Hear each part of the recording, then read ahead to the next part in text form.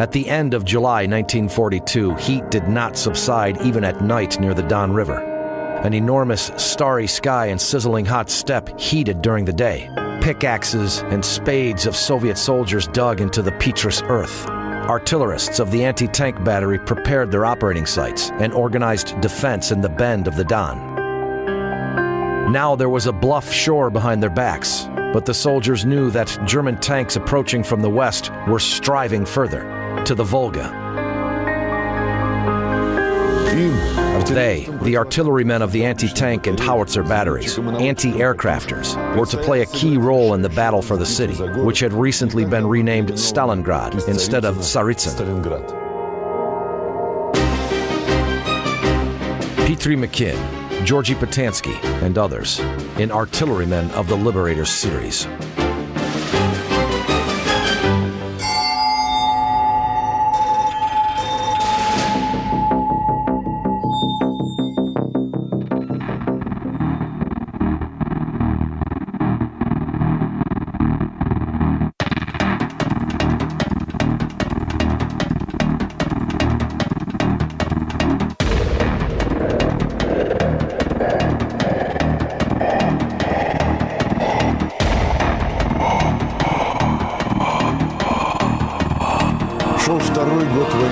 The war had been going on for 2 years, having recovered from its defeat near Moscow and Rostov. On June 28, 1942, Wehrmacht struck a hard blow on the southern part of the Soviet-German front line. The aim of the German summer campaign was to gain access to the coast of the Caspian Sea. Paulus's 6th Army was assigned a very important task in this operation, to protect the flank of the penetrating force battling through to the oil. Paulus's troops were to go along the Don steppes, several hundred kilometers, and advance to Stalingrad. In early summer 1942, the German command did not consider this task challenging.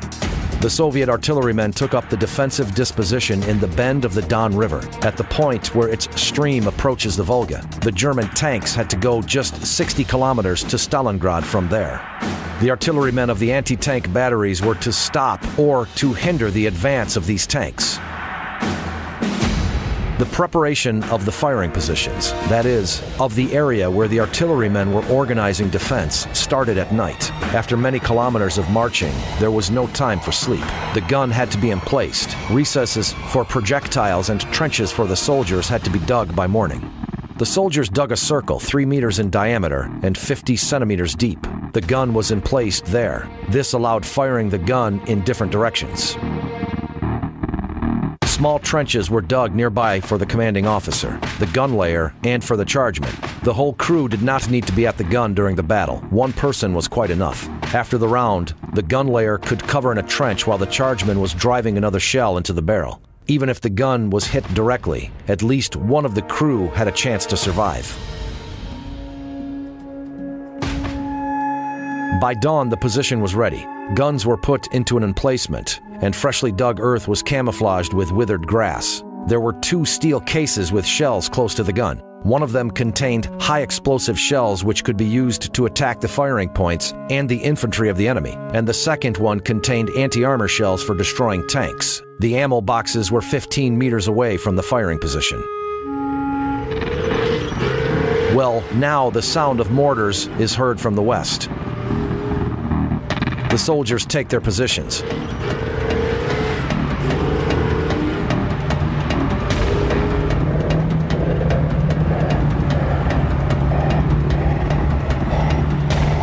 A German tank appears from behind a hill some 700 meters away from the crew. The gun commander calls, "At the tank. Anti-armor." The breech block is open. The chargeman drives a shell into the breech ring. The breech block closes automatically. Range, elevation 14. The gun layer sets sights at 14, and by manipulating vertical and horizontal mechanisms, swiftly brings the crosshairs of the sighting unit called panoramic sight onto the tank. But the tank is moving, so the gun has to be aimed continuously. The tank is approaching closer and closer. The gun layer pauses and finds a good moment for a round. It happens because the tank moves in a zigzag motion, changing its direction and speed of movement. The gun layer, having positioned the crosshairs a bit in front of the tank, is waiting for the tank to come into the crosshairs. Fire! Finally, a round is heard. The tracer, the trace left by the shell in the air, makes it evident where the shell passed above the tank. Long hit, the gun layer calls. Shell, the chargeman drives it into the barrel. But the tank has already moved a bit forward and discovered the gun because of the dust cloud. A short stop, and the flame flickers from the tank gun. The hostile shell whistles by over the soldiers' heads. The commander makes the firing range 100 meters shorter. Range, elevation, less by 2. There is machine gun firing from the tank. 2 or 3 bullets strike the gun shield, but the Soviet gun fires again, and a black cloud of smoke surrounds the tank. In some 3 to 4 seconds, there is another round heard. And the tank, having turned sharply, stops and goes on fire. In less than a minute, a German shell whistles in the air and explodes not far behind the gun. Another one explodes in front of the gun. It is clear that the third shell will hit the position. Having brewed just one tank, a gun revealed itself and often fell prey to an accurate round of another tank. Then the tanks rushed into the position and crushed the soldiers and the gun with their caterpillar tread. So it is no coincidence that a Soro-Kopyatka gun was nicknamed Farewell Motherland. It was often said about anti-tank regiments: a long barrel, a short life, or double wages, triple life. Soldiers and officers of the fighter anti-tank regiments, FATR, were paid 1.5 allowances, and for a brewed-up tank, the gun layer and the commander were awarded with a premium of 500 rubles. Other members of the crew got each 200 rubles. And the hash mark of FATR fighters, a black diamond with crossed guns, was the symbol of courage and bravery.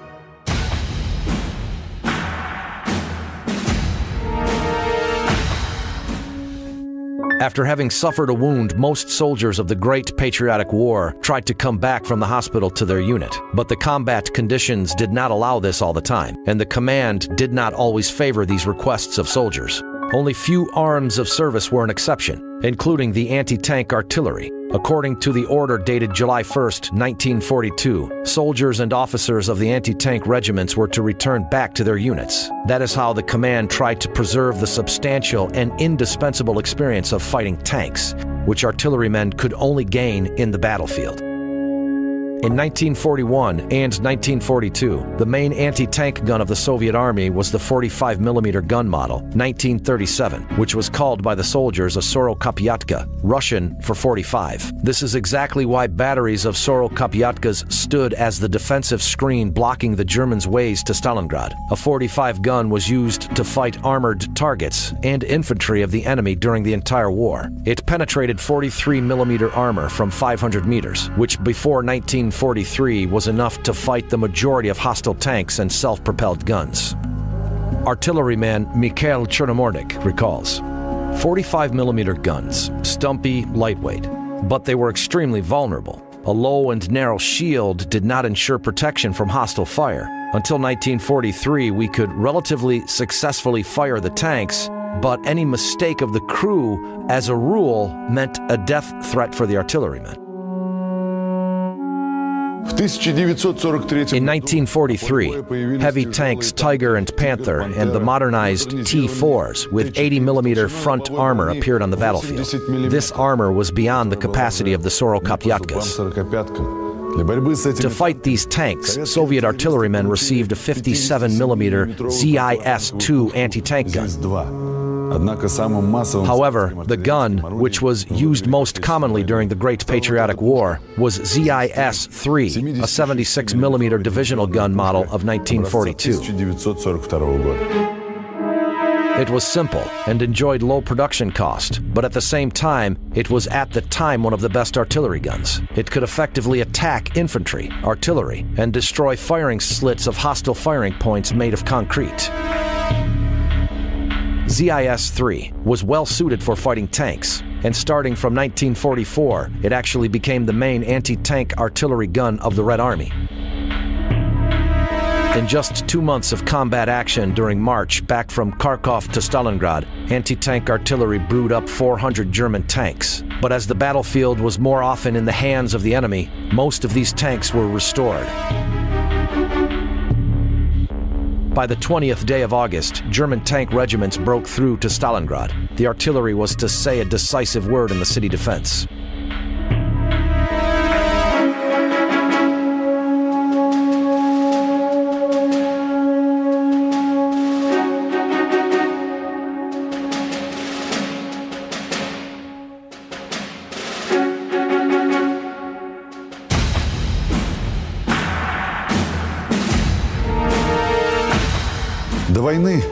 Before the war, a career artillery officer had 3 years training. He would learn the mechanism of all types of guns and had a significant firing practice.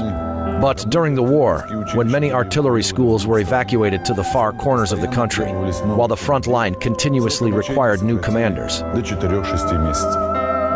the term of training was reduced to 4 to 6 months. The future commanders of platoons and batteries studied the tactical science, guns, communication, topography, engineering, and automotive science, and learned to fire at firing ranges. Military students were trained to deliver direct fire and fire from a defilade position when the target is located beyond the line of sight of the artilleryman. In the latter case, target accuracy depends to a large extent on the academic training of the commanders, skills with gauges, and the ability to make accurate calculations. At the firing range, the students were given tasks to perform a full and concise preparation of data for target shooting. For this end, the future artillerymen were given the position data of the hypothetical target and the weather data affecting shell deviation. The concise training was done faster. Afterwards, at the front line, young artillerymen found out that there would be no time for a complete training in combat conditions. Vladimir Bant recalls, "The commander of the artillery school battery told us, take it easy about academic science. Learn how to use foot wrap well, without wrinkles. As for fighting, you will be in divisional or anti-tank artillery, engaging in direct fire. And there, once you see it, you fire." Having made the required calculations, the students by no means at all classes could verify whether they were correct. In conditions when the shells were supplied first of all for the front line, academic instructors often told students that every round they fired was a pair of box calf boots. However, students necessarily had target practice. Here, future artillery aces were very soon discovered, those who possessed necessary skills and an inborn intuition.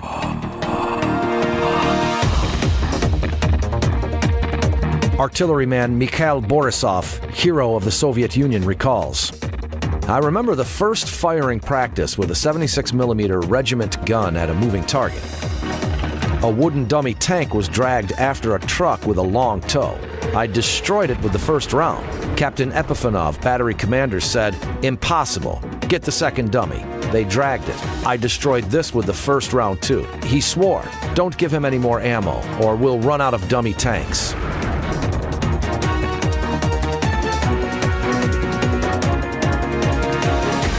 During classes, crew members permanently changed roles so that every military student could try himself as a gun layer and a loader, a gun commander, and the commander of the firing platoon. Students also studied powerful artillery systems.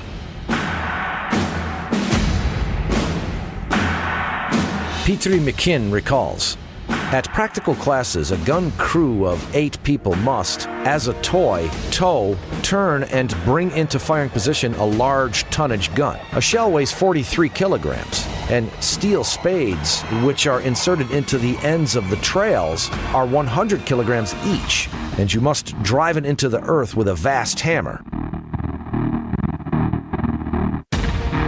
After the training, young commanders were sent to reserve artillery regiments, where future crews and fighting units were mustered, and afterwards they got to the front line. On August 23, 1942, German tanks, having broken through the Soviet defense line around Stalingrad, reached the Volga River, coming closer to the workshops of the tractor plant. Simultaneously, Luftwaffe started mass bombing of the city. By August, there were 566 air defense guns and 470 anti-aircraft machine guns at the Stalingrad Corps Region Air Defense. Anti-tank aircraft city defense was divided into 7 sectors, and each of them was protected by 1 regiment. Gun crews of these artillery guns and machine guns were primarily staffed with girl volunteers. Army discipline, soldiers' uniforms several sizes too large, heavy physical effort.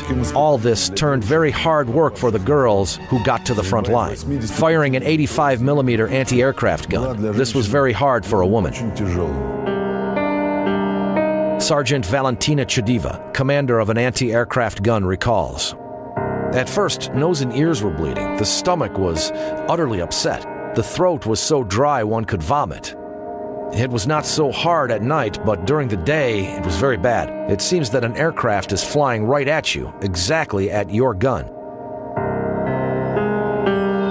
It is not so often that anti-aircraft gunners succeed in shooting down an aircraft. But this is not the main thing. The main task of an anti-aircrafter is to stop aircraft from target bombing, force them to fly high, where the accuracy of bombing would be minimal.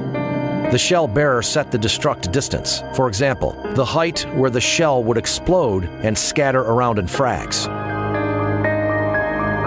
Burst clouds made German aircraft maneuver, changed the speed and height of the flight, which hindered bombing. However, on August 23rd in Stalingrad, anti-aircraft gunners could not cope with more than 600 hostile aircraft, which performed 1,500 mission sorties. In just several hours, one of the most beautiful cities in the USSR was turned into ruins.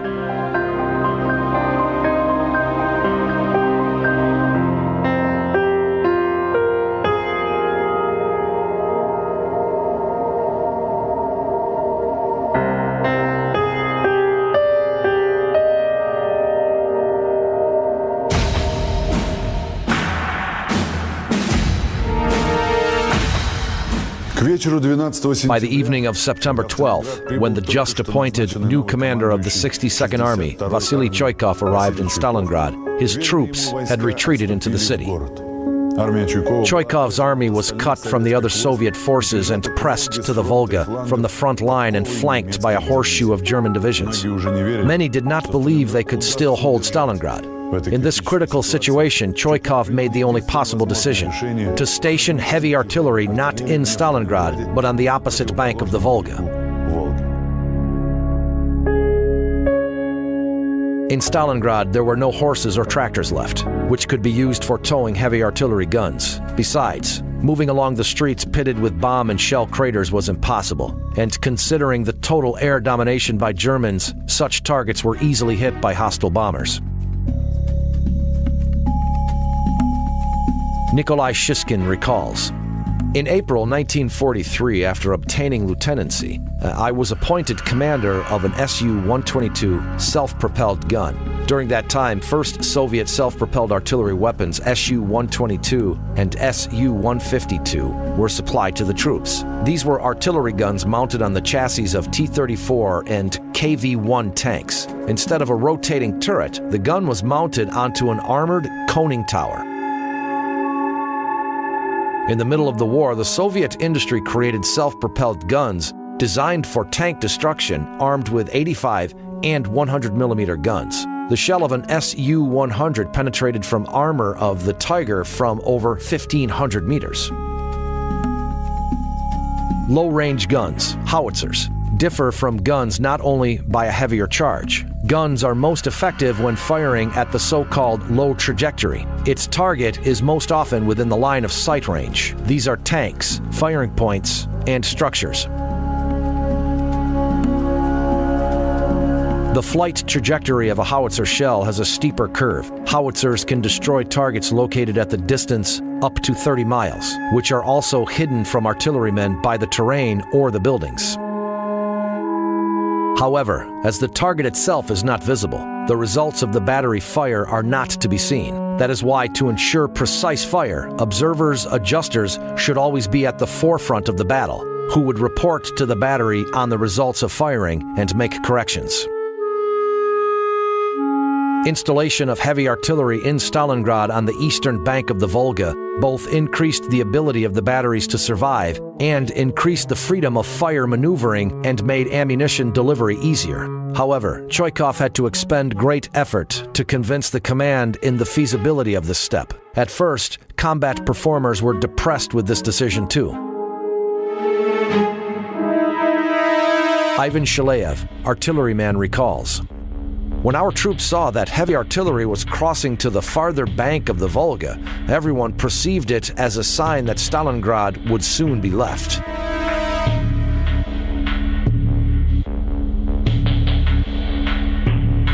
But the subsequent days of the battle proved the correctness of Choikov's decision, and the soldiers were again full of confidence. Artillerymen from the opposite bank invariably supported battalions fighting in Stalingrad with their fire.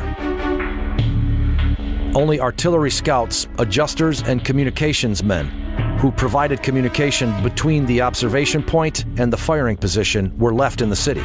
Staying under cover, the fire adjuster observed the German positions and reported the coordinates for firing.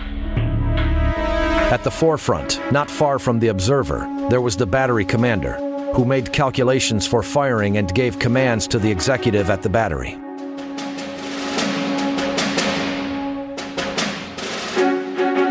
Artillery scout Georgy Patansky recalls, "My observation position was in a trench at the bank, and afterwards, when our troops captured the mill, I went there.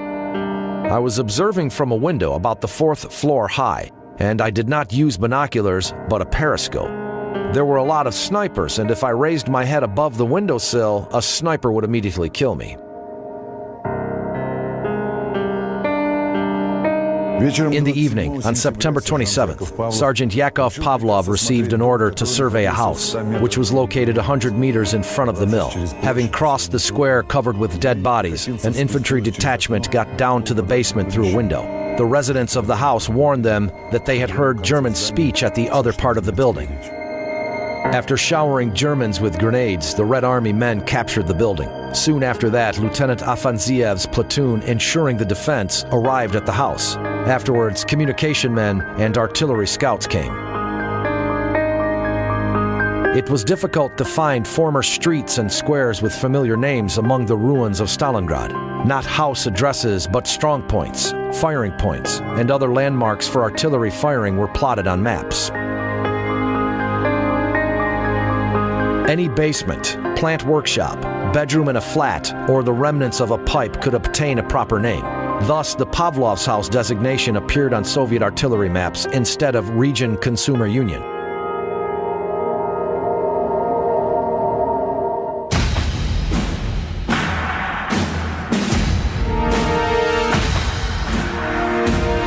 Artillery scout Georgy Patansky chose a place to observe between the floor structures at the top floor of Pavlov's house. A communication man with a telephone was close, on the landing between the floors. The German positions were not far from the house. At dawn, a field kitchen arrived. The German soldiers were approaching it with pots in hand. Patansky reported about what he had seen to the battery commander, who stayed at the mill basement, some 100 meters away from Pavlov's house. The commander immediately prepared the data for firing. A radio operator transmitted his message to the left bank of the Volga, where the batteries of Soviet howitzers were located. A communication man at the firing point repeated the command he had heard out loud to the senior at the battery. Usually, the senior at the battery executive officer, repeated all commands at the top of his voice. Gun commanders repeat the command to their crews, and all crew members of all 4 artillery pieces of the battery get down to work. Gun layers wind azimuth hand wheels. Breech block operators open gun breech blocks and wind elevation wheels. Caisson personnel snatch shells from boxes, wipe them with a cloth, and pass them on to the bearers. There are commands heard from the guns. First ready, second ready, third ready, fourth ready. The battery senior officer shouts, "Fire!" Gun commander, "Gun!" This is his command to the gun layer for a round. The gun layer pulls the lanyard. There's a round, and the gun layer reports to the gun commander. Round. In 1 to 2 seconds, battery commander staying at the mill in Stalingrad hears the voice of the communication man. Round. Grigory Patansky recalls, "The rounds of our guns are heard in several seconds shells are landing. The calculation was good. 2 shells got right into the field kitchen, and 2 others exploded nearby. Few stayed alive.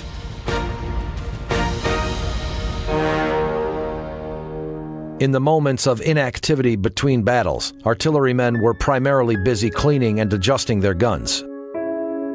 Nikolai Markov recalls, "After firing, cleaning is a must. The gun layer was aligning the sight line to the reticle. In case of some faults at the battery, there were 2 gun busters who corrected these. But failures were rare, as the gun was very reliable."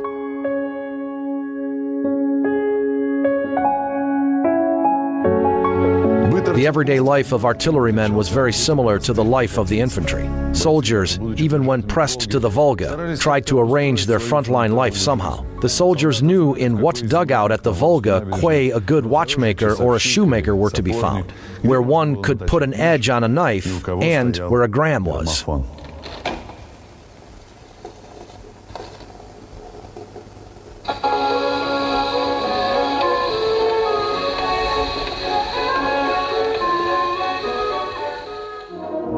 The relations between artillerymen at the front line were brotherly. Evsey Krazik recalls, "Subordination was relative, relations built upon mutual trust and respect, but there was discipline. All kinds of harsh manual tricks were perceived as something unacceptable at the front. Officers gave up their supplementary rations into the pool. Traditionally clever and trained people were enlisted into the artillery. At dawn, after a short night's sleep, new battles were awaiting artillerymen." Artilleryman Lazar Sents recalls, "In the course of time, the fears got less acute. We stopped being surprised by anything or fearing death. Everything what the war was offering us, starting with hard frontline life in trenches and finishing with constant deaths around, we perceived as something self-evident."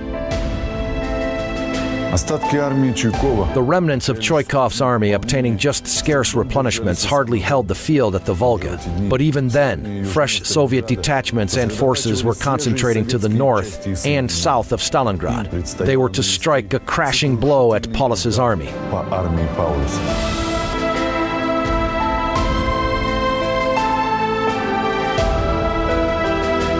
Artillery was to become the main crushing power of the advancing fronts. The drone of engines was heard constantly. These were guns, tanks, and automobiles moving to the front line. Artillery intelligence uncovered important targets, enemies' centers of resistance, hostile observation points, and artillery batteries.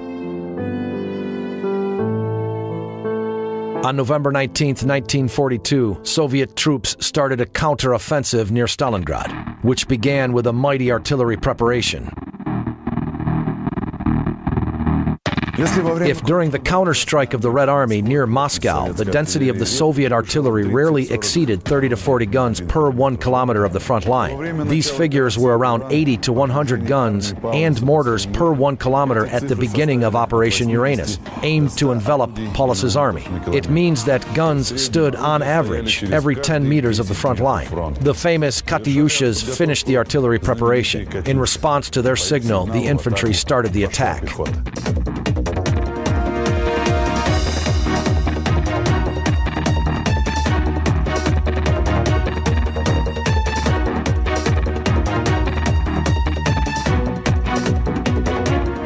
Multiple launch rocket systems, nicknamed Katyushas, represented a new secret weapon. The works on this weapon started as early as the 1930s. In summer 1939, aircraft projectiles, RS-82, mounted on I-16 and I-153 fighters, were first used at the Kulkin Gul battles. And by 1941, designers also engineered a land-based launching platform, BM-13. It is remarkable that a decision about launching the mass production of Katyushas was taken just a day before the beginning of the war, on June 21, 1941. These machines were first produced on mass scale at the Moscow compressor plant. Projectiles were manufactured both in Moscow and in other cities. In August 1941, a group of designers engineered a BM-8 rocket platform with 36 launchers based on ZIS-6 chassis, and in September, a BM-8 with 24 launchers based at the T-40 light tank chassis. New models were immediately put into production. Later, 300mm projectiles appeared. In the Army, these were nicknamed Andreyushas, or tadpoles, because of their peculiar shape. In general, artillerymen liked giving nicknames to weapons. For instance, M30, the howitzer, was nicknamed Mommy, and ML-20 howitzer was called Yamelka. Even German jet-powered six-barreled mortars were nicknamed donkeys, Kriki, because of their specific sound, or Veniushas, as opposed to Katyushas. Even the Katyusha itself was called Raisa Sergievna, as a derivative from the abbreviations RS. RS for Reaktivny Snaryad, rocket-powered shell in Russian. However, there is no single version for the origin of the name Katyusha so far. The most widespread is still a presumption that the name was taken from a famous Blanters song. But why was it a rocket-launching artillery system that got this name? There is a version that test engineers who worked at the testing ground among themselves called rocket projectiles CATs. CAT is an abbreviation from Kostikov, Automatic Thermal, named after the project manager, Andriy Kostikov. Thus, we have Katyusha. Another option is that the name comes from the letter K on the mortar body, as launchers were manufactured by the plant named after Kalinin. According to another source, it was the Comintern factory. The first battery of the field rocket launching artillery was mustered on June 28, 1941. It was established within 4 days at the 1st Krasny Moscow Artillery School, decorated with the Red Banner. It was Captain Flyorov's battery that fired the first salvo at fascists at Orsha Station.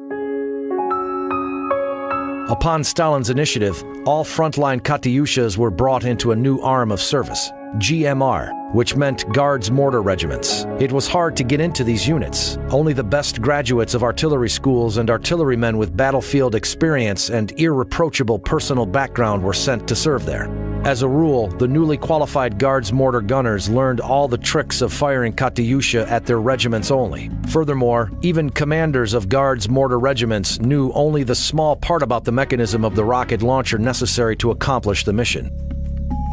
Besides, there was an order according to which every Katyusha commander had to blow it up in case of a threat of the enemy capturing the launcher.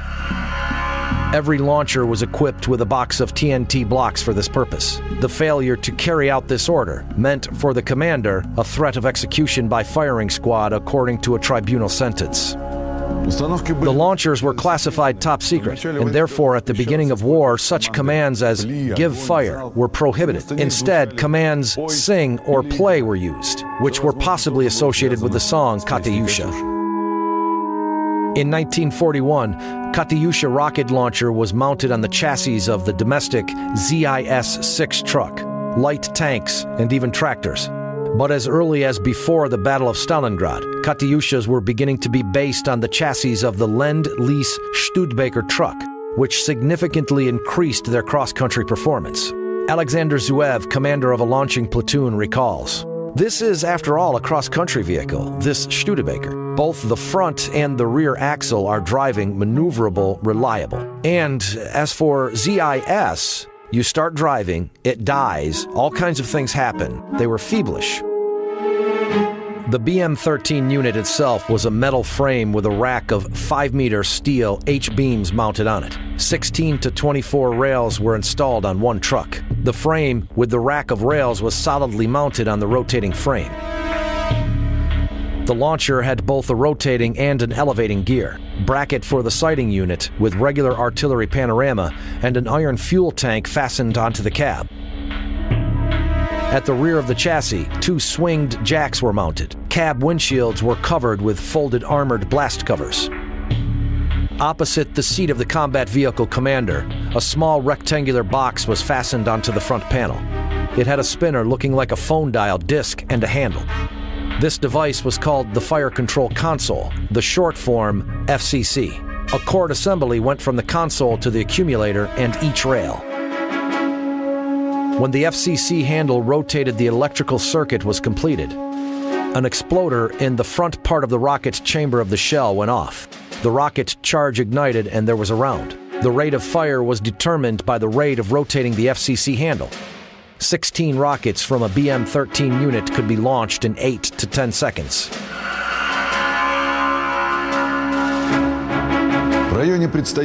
When at the area of the future battle, the soldiers of the Guards mortar regiments dug campanières for Katyushas at the main firing position. First of all, in winter, when the earth was hard as granite, the trench was dug deep enough just to cover the most essential part, that is, the truck's engine. If the truck did not leave the position right after the salvo, in a minute, the battery would be hit with German shells. To prepare the salvo, ballistic artillery tables were used. Maximum firing range was 7 kilometers. That is why it was very hard to precisely estimate the assumed shell dispersion. Aiming was based on the rail's elevation. The commander of the launching platoon was in charge of the salvo, as both the battery commander and the operations platoon commander were right at the front line. Command was given. Deflection, angle so-and-so, aim at azimuth. Elevation, range so-and-so, ready. Safety caps off, ready. Cruise to shelter. And then, at the fascist swine, battery, in salvo. During the salvo, the fire gun commander was in the launcher cab. If one of the rockets did not go off the rails, the command, launcher commanders switch off FCCs was given. Sometimes a salvo from the twin, 2 rows of rails with 8 rockets in each, was fired with a delay. This was called buying time. It means launch 1 rocket at a time, one after another, 16 rockets within 16 seconds. The results of Katyusha firing had a petrifying effect. During the salvo, all rockets were launched practically simultaneously, and in several seconds the territory around the target was literally plowed by shells. At the same time, the deafening howl of the rocket flying was literally driving one mad. The Germans even nicknamed Katyushas Stalin's organ. Those who did not die under the fire were often unable to furnish resistance, as they were contused, deafened, or psychologically suppressed. The entrapment of the German disposition near Stalingrad began on November 19, 1942, with the mass artillery fire. This date is still celebrated as the Artillery Day in memory of the first large-scale victory of the Red Army. As a result of the well-organized advance of the infantry in cooperation with the artillery, the tanks, and cavalry, a 300,000 alignment of German forces was encircled near Stalingrad on the 23rd of November. But when entrapped, the Germans continued to fight. Hitler threw the Don Army Group led by Manstein to break through the Stalingrad pocket in December. But the Soviet troops resisted and destroyed these divisions. On 10 January, the Red Army began the last decisive offensive near Stalingrad. It again was accomplished with a powerful artillery preparation. The sounds of firing and exploding artillery shells, mortar projectiles, and air bombs all merged into one single roar. During just several days of the battle, artillery fire brewed and burned 100 hostile tanks, crushed and destroyed 70 batteries, demolished around 1,000 wood and earth firing points and over 1,500 dugouts. On February 2nd, the German troops which stayed in the northern part of the city were encircled. Choikov arrived at the observation site at the ruins of the Krasny Oktyabr plant office to personally see the last salvos of the Battle of Stalingrad. Afterwards, Choikov recalled this day. The offensive started at 12 a.m. Artillery preparation was short. There was only direct laying and rounds at visual targets. We clearly saw the Germans rushing about the ruins. Right away, the offensive of our rifle units and tanks began. The Nazi who were still alive did not try to resist the last attack. They put their hands up. They had white cloths on their bayonets.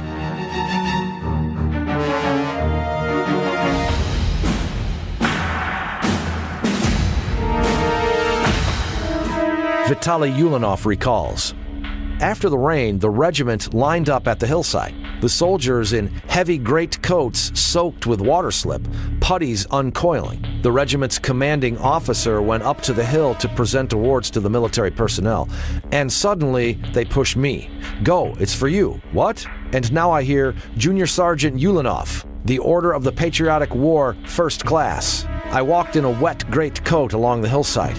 I approached, reported that I had arrived to get the award, but the regiment's commander held the order in his hand, turned it back and forth, scrutinizing it. What a nice order. I snatched it. I served the Soviet Union, turned around and walked back to the line. The guys patted me on the shoulder and asked to show them the order. Of course, it was very exciting. The Order of the Patriotic War was established in 1942. It was awarded to enlisted men and officers for exceptional bravery, endurance and courage on a battlefield, and contribution to the success of warfare by their actions. This became the first order established during the Great Patriotic War. For the first time in the Soviet award system, the statute to the order contained the list of specific heroic deeds for which the distinguished person could be put forward to the decoration. Moreover, the Order of the Patriotic War is the first order with distinction into classes. During 35 years, the Order of the Patriotic War remained the only Soviet order, which was passed on to the family as a memory after the death of the person decorated. The other orders had to be returned to the state. Only in 1977, this rule started to pertain to other orders and medals. During the war, there were 324,000 awards with the First Class Order and 951,000 with the Second Class Order. Among themselves, commanders called the set of the orders of both classes the officer's kit, and it was a great honor to have this. In 1985, just before the celebration of the 40th anniversary of the victory, an edict was passed according to which all active participants of the war, including partisans and cryptos, were awarded the Order of the Patriotic War. In addition, all marshals, generals, admirals, holders of any orders and medals, such as for courage, Ushakov Medal, for combat merits, Nakhimov Medal, partisan of the Patriotic War awarded during the war, as well as Patriotic War veterans were awarded the First Class Order. The frontline soldiers who did not pertain to any of these categories were awarded the Second Class Order.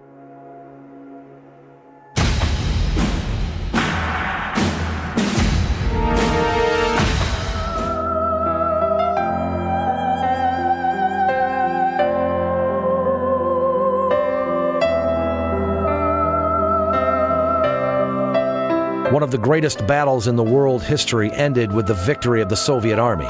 It was here, near Stalingrad, that the Soviet artillerymen proved that their arm of service was deservedly called the God of War. The artillery was used increasingly on a larger scale all the way to Berlin. During the artillery preparation before the Berlin offensive, the density of the Soviet artillery was increased up to 200 to 300 guns per 1 kilometer of the front line.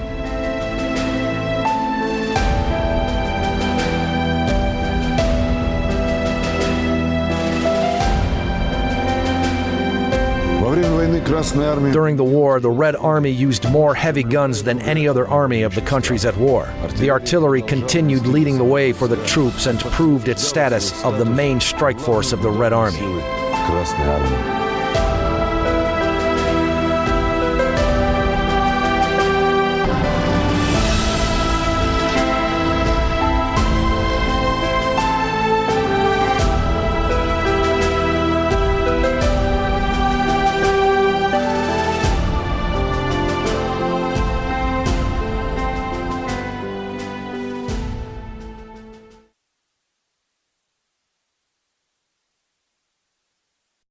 The Liberators series.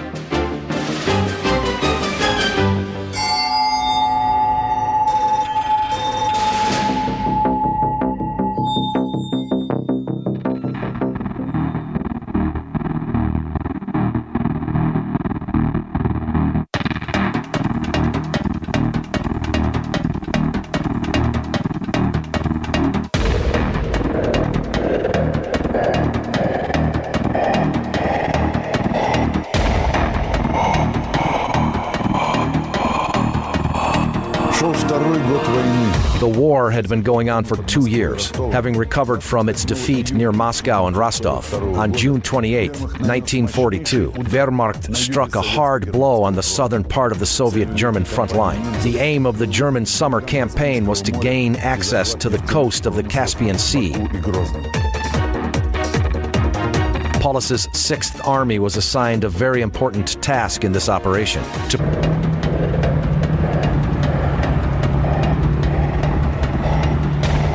A German tank appears from behind a hill some 700 meters away from the crew.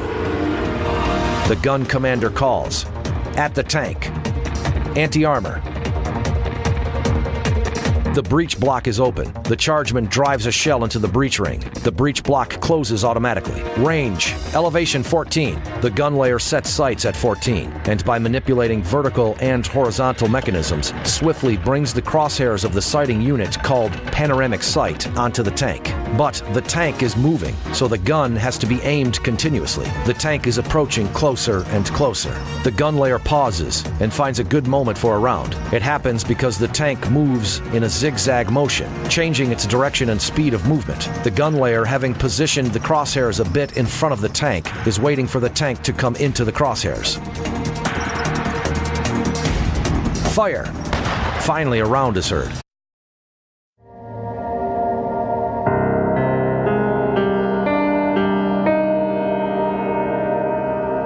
At the end of July 1942, heat did not subside even at night near the Don River. An enormous starry sky and sizzling hot steppe heated during the day. Pickaxes and spades of Soviet soldiers dug into the petrous earth. Artillerists of the anti-tank battery prepared their operating sites and organized defense in the bend of the Don. Now there was a bluff shore behind their backs, but the soldiers knew that German tanks approaching from the west were striving further, to the Volga. They, the artillerymen of the anti-tank and howitzer batteries, anti-aircrafters, were to play a key role in the battle for the city, which had recently been renamed Stalingrad instead of Tsaritsyn. Petri McKinn, Georgy Patansky, and others, in artillerymen of protect the flank of the penetrating force battling through to the oil. Paulus's troops were to go along the Don steppes several hundred kilometers and advance to Stalingrad. In early summer 1942, the German command did not consider this task challenging. The Soviet artillerymen took up the defensive disposition in the bend of the Don River, at the point where its stream approaches the Volga. The German tanks had to go just 60 kilometers to Stalingrad from there. The artillerymen of the anti-tank batteries were to stop or to hinder the advance of these tanks. The preparation of the firing positions, that is, of the area where the artillerymen were organizing defense, started at night. After many kilometers of marching, there was no time for sleep. The gun had to be emplaced. Recesses for projectiles and trenches for the soldiers had to be dug by morning. The soldiers dug a circle 3 meters in diameter and 50 centimeters deep. The gun was emplaced there. This allowed firing the gun in different directions. Small trenches were dug nearby for the commanding officer, the gun layer, and for the chargeman. The whole crew did not need to be at the gun during the battle. One person was quite enough. After the round, the gun layer could cover in a trench while the chargeman was driving another shell into the barrel. Even if the gun was hit directly, at least one of the crew had a chance to survive. By dawn, the position was ready. Guns were put into an emplacement, and freshly dug earth was camouflaged with withered grass. There were 2 steel cases with shells close to the gun. One of them contained high explosive shells which could be used to attack the firing points and the infantry of the enemy, and the second one contained anti-armor shells for destroying tanks. The ammo boxes were 15 meters away from the firing position. Well, now the sound of mortars is heard from the west. The soldiers take their positions.